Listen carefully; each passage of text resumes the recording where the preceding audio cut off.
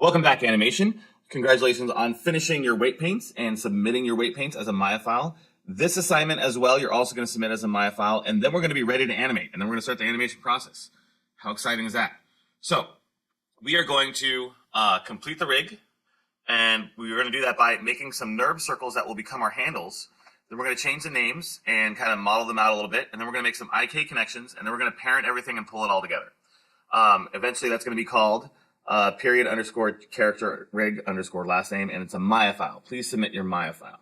All right, without further ado, let's get going. So the first thing we're going to do is we're going to make NURB circles around our character. So here's our character fully weighted. I'm going to go File, Save Scene As, and I'm going to call it rig start. Character name, link, or whoever, rig underscore and start. All right. So with this in mind, I can even go with 6 if I wanted to. Or with this in mind, you're just going to make some NURB circles, and then we can model those NURB circles to look very different for each thing. So the first thing you want to do is just make a few NURB circles, and I'm going to go to polygon mode here, around the feet. So I'm going to go to create NURBS primitive, NURBS primitive, and make a circle. Don't make a sphere, make a circle. It's going to be a straight line. All right, and we're going to make a few of these. The first one's going to go right around the foot. And when I get a decent shape around that foot, I'm going to duplicate it and put it around the other foot. So now I have two NURB circles for my feet. Next, I'm going to make another NURB circle, create NURBS primitive circle. I'm going to make this one for the root. Not the hip, not the waist. I might accidentally call it later, but I'm going to make this one and have it surround the root. All right. Then I'm going to make a fourth NURB circle, and that is going to be for the, just kind of on the ground, surrounding him like this. And that's good. It's probably a little too big. Something like that. Yeah, I'll make it big. Why not? And then I'm going to make 3 more. 1 for each knee and 1 more for the eye. So I'm going to go here, create NURBS primitive circle. And now I'm going to start showing you how you can actually manipulate and model these things. So I'm going to rotate this 90 degrees along the x-axis. And then I'm going to shrink it. And then I'm going to pull it over in front of one of the knees. Now, it might be a good idea to be in a 4 mode here and make sure that it's really lined up right in front of that knee. Let me make this my side view. There you go. There you go. And make sure that it's kind of rather parallel. It could be kind of far in front, something like that. And other things I could do to this now. I don't have to have a plain circle, and you don't want a plain circle. So I'm going to really fancy it up. So what I'm going to do is I'm going to right-click. And NURBS are a little bit different, but they have vertexes. And so all I'm going to do is I'm going to grab every other vertex, not the bone, grab every other vertex. And I can do stuff like scale them down, and it kind of becomes a point right here. The other thing I can do is I can kind of pull them out, and now it's like this arrow thing. It's covering all 3 dimensions. The reason why you want to pull them out beyond being flat is so that when you look at it straight on, you can actually grab it. If this were truly flat, it'd be really hard to see in this dimension, right? If I'm looking at it from the side, it's hard to see what it is. So by pulling out half of the things, I'm good.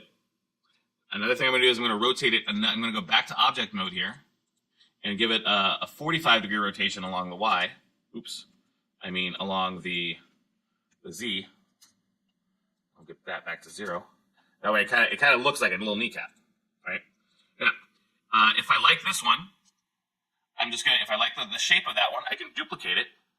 Actually, I'm going to switch it back. I kind of like it like that. If I like the shape of this, I'm going to duplicate it and plop it right over in front of my other knee. Something that looks like that. If they're not exactly in front of your knees, that's fine. Just put it there in general. And those are going to be my 2 knees. Now, let's make one for the eyes. I'm going to create polygon primitive circle. Sorry, NURBS primitive circle. My bad. A little brain fart there. And again, I'm going to rotate it 90 degrees along the X. I could have duplicated something else as well. I'm going to shrink it in. I'm going to pull it in front of them. Pull it down. And that looks like it's aimed out. I like to keep the eyes pretty far out, just because they get tangled up and messed around a lot. So, and then again, I could do other things for these control vertexes. For this guy, I might try and make like a figure 8. So what I could do here is I can go to a vertex, and I could grab each one.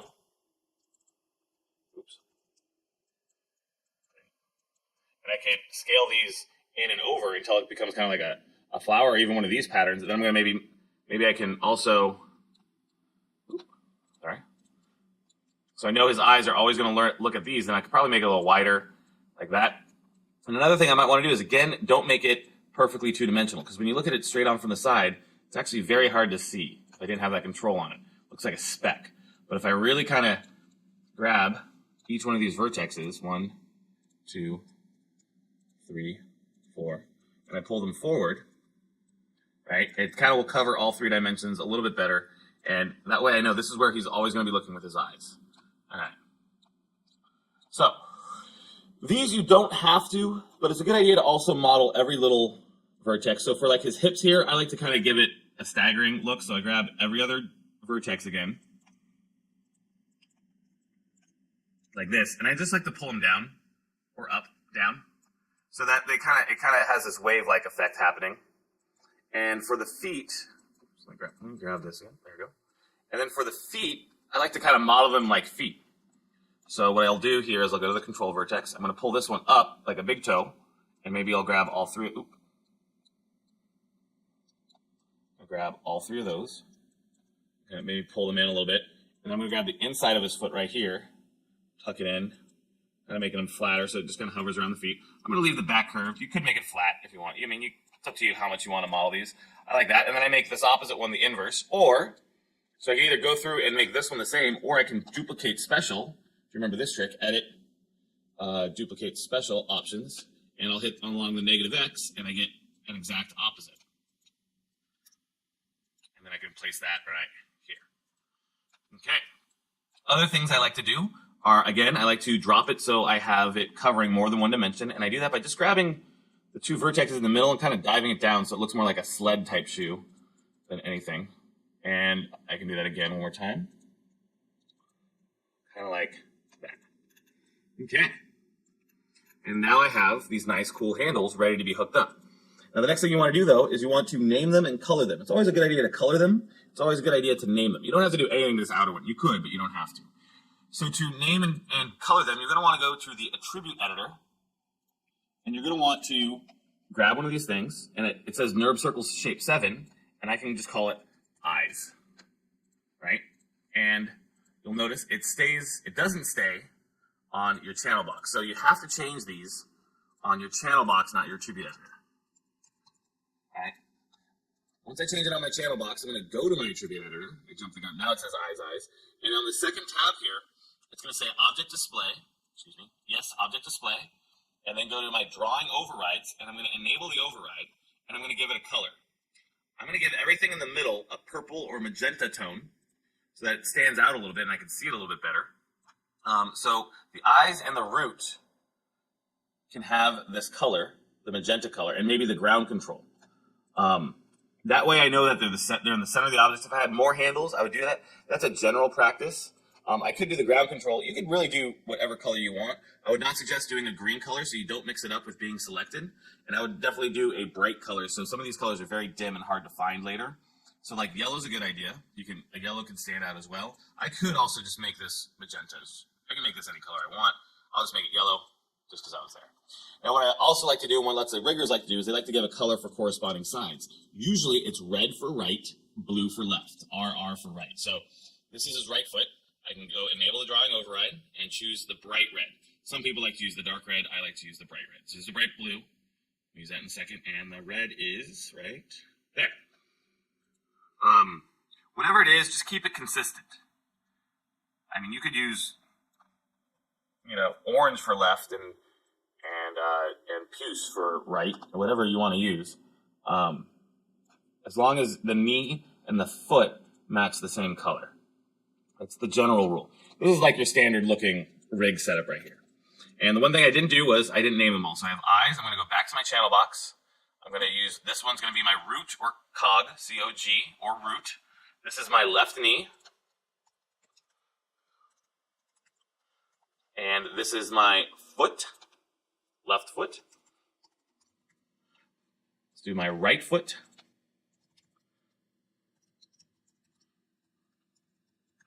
And this is my right knee.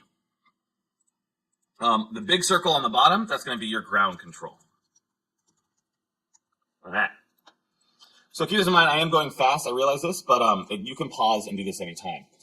Pause if I'm going too fast, rewind, that's the whole point of the video. So I have everything named.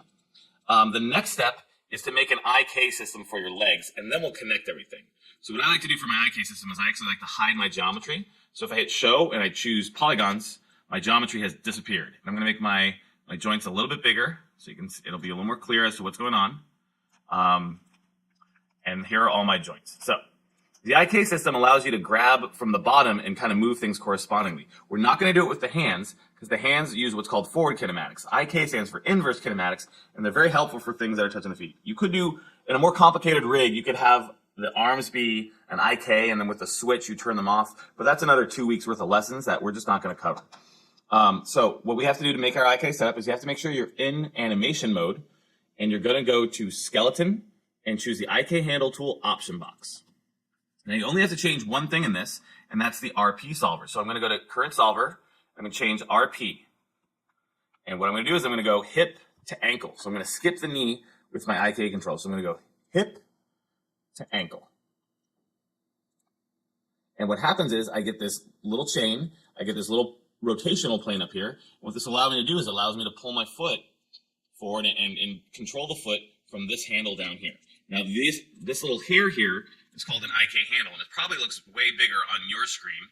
On your screen, it probably looks about yay big, and you can change that by going to Display, Animation, IK Handle Size, and shrinking that down. You don't need a really big IK handle, you just need enough to grab it. All right, so this is the IK with a rotational plane. The rotational plane will allow me to do something with the knee. It will allow me to wiggle the foot around, and we only need one other IK with the rotation plane. So I go to Skeleton one more time, IK Handle Tool Options, make sure I'm on the RP, Rotation Plane Solver, and I'm going to go to Hip to Ankle. Right, and I have another one here for my foot. Now I'm going to make four more, two for each foot, but I'm going to turn off the RP solver, skeleton, IK handle tool options, and I'm going to make it an SC solver, a single chain solver. And so it's really, if you forget to turn it off, it's no big deal. It's better to have them on RPs than SCs, so if you forget the SC, you don't have to go back if you don't want to. So I'm going to go to ankle to the ball of my foot, and that makes another chain right here. I'm going to do it again, and I'm going to go to skeleton, IK handle tool, and I'm going to do it ankle to ball of my foot, and then the ball of my foot to my toe. Right? And what this will allow me to do is allow me to tap my toe. This will also allow me to lift up my foot. Right? The same thing goes for this side. Skeleton, IK handle tool. I'm going to go ankle to toe, or ball of my foot, excuse me. I'm going to do it again. Skeleton, IK handle tool, ball of my foot, ball of my foot, to my toe. And now I have one more set. Okay. Now, with all these in place, I'm still not going to open up links, John. Okay, so before we connect everything, there's one last important thing to do, and that's to delete history, and that's also to freeze transformations. So each one of these, when you hit freeze transformation, it resets all your translates down to 0. So I'm going to do it really quickly for the eyes. I'm going to go to Modify, Freeze Transformation, and it zeroes everything out and keeps it. That way I know this is its default position, instead of having to remember all this stuff. So it's very important. Select every one of your handles and hit Freeze Transformation, and you may also want to delete by type history.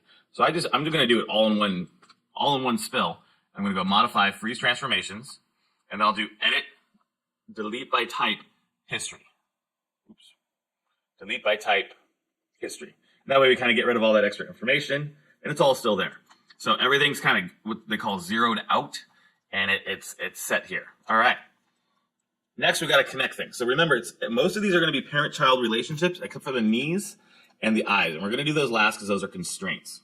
So what we first want to do is we'll get the root control. Now, the root control is the parent of the root joint. So we always want to select the child first. So you select the root joint, hold the shift key, and then you select the root control. And you press, parent starts with the letter P, so you press P, just plain P, no command P or anything like that, just P. You know you did it right if I click on the handle and the whole skeleton turns green. Now for the feet, it's a little trickier. The feet are not going to be attached to the joints. The feet are going to be attached to the handles, the IK handles, excuse me. So select each IK handle. You can grab all three at once. 1, and then 2, 3. So I have all 3 IK handles. Shift select the foot, because the foot's going to be the parent, and you press P. You know you do this right if you select the foot handle and all 3 IK chains light up. And another thing riggers do real quickly is they change the origin of the handle, of the foot handle. So what happens is your foot handle's origin is probably down here somewhere, and you can fix that by hitting the home key and allow you to replace or place the origin spot or the rotation spot wherever you like. And I like to put it right in the middle of the ankle joint. I can turn that back off by hitting home. You can see I've already done that. It's just out of habit. But the home key lets you kind of move the pivot points wherever you like. All right, so I got to attach this foot as well. So I'm going to grab each, I call them hairs, each one of these IK hairs or these IK handles, and then you select the foot last and you press P. So once I grab that foot and it's all set, and now I can move my foot around like so. All right, we are going to attach the knee to the IK handle eventually, but don't parent that. It's not going to work. But do parent the knee to the foot. So that way when I move the foot, this knee control moves as well. So just grab the grab the knee control, shift select the corresponding foot control, and press P. Same thing goes for here. Grab the knee, shift select the corresponding foot control, and press P. Now, the ground control controls everything. So you want to select every single handle you've made, and then select the handle, this ground control last, and parent everything to that. So eyes, waist, knee, foot. Doesn't really matter which order you put it in. Shift the ground control last, press P. Now when I click on the ground control, everything lights up. And this is kind of like my master switch. When I click on my foot, the foot lights up and moves it around. Oops, let's see, when I click on the foot and the knee move around, right? When I click on this foot, how did I lose that? Shift. That's my parent. There we go. P. And now this foot and knee moves around. I guess I lost the parenting connection. I reparented this to the ground, so I just reconnected the knee to the foot again. All right.